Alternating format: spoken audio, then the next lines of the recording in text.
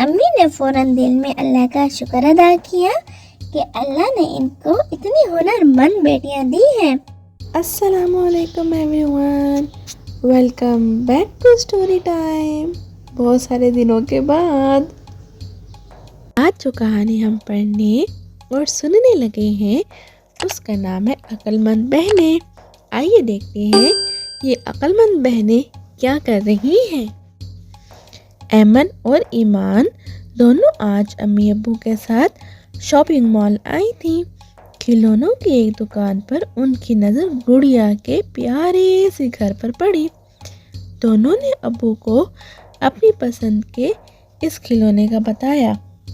ابو نے نرمی سے ان کو سمجھایا کہ آپ دونوں کی سالگرہ پر آپ کو یہ ضرور دلواؤں گا۔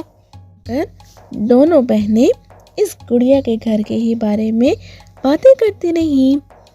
ایمن بڑی بہن تھی۔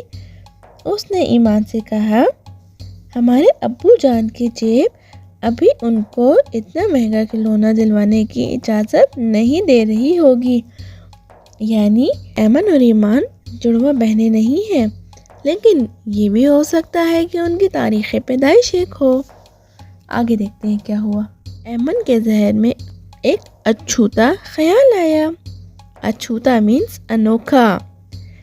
اس نے ایمان کے کان میں اپنا خیال ظاہر کر دیا اور دونوں بہنوں کی آنکھیں خوشی سے چمکنے لگی۔ مطلب یہ کوئی بہت ہی گریٹ آئیڈیا دیا ہے ایمن نے ایمان کو۔ دونوں بہنیں خوشی خوشی استعمال شدہ اشیاء مثلاً خالی کاٹن، ریبن، گوند، آئینہ، رنگین کاغذ، ٹیپ وغیرہ جمع کرنے لگی۔ گوند کہتے ہیں گلو کو اور آئینہ کہتے ہیں مرر کو، اور ڈسکو پیپر بھی تو۔ ڈسکو پیپر مطلب گلیٹر شیٹ۔ دونوں نے مل کر اب جلدی اپنا ہنر دکھانا شروع کر دیا۔ وہ دل لگا کر اپنا منصوبہ مکمل کرتی رہیں۔ یہ تو خود لگتا ہے ڈال ہاؤس بنا رہی ہیں۔ آپ تصویر میں دیکھیے، ایک پلنگ، شیشہ، مختلف چیزیں۔ دونوں نے ماچسوں، دوائیوں کے خالی ڈبوں کو بڑی مہارت سے کارآمد بنایا۔ واقعی آپی، ہم نے ان بیکار چیزوں کو کتنی عقل مندی سے استعمال کیا ہے، ایمان نے کہا۔ ایمن بڑی باجی، ایمان چھوٹی باجی۔ کام مکمل ہونے کے بعد انہوں نے اپنے بنائے ہوئے گڑیا کے گھر کا ایک بار پھر جائزہ لیا۔ مطلب اس کو ری چیک کیا کہ کوئی چیز انکمپلیٹ تو نہیں رہ گئی۔ دونوں کے چہروں پر تھکن کی بجائے خوشی جھلک رہی تھی۔ وہ دونوں اپنی کاوش پر بہت خوش تھیں۔ وہ دونوں تھکنے کی بجائے اتنا پیارا ڈال ہاؤس بنانے پر بہت زیادہ ایکسائٹڈ ہو گئی۔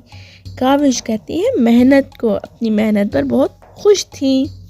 امی اور ابو گڑیا کا گھر بنا دیکھ کر حیرت زدہ رہ گئے۔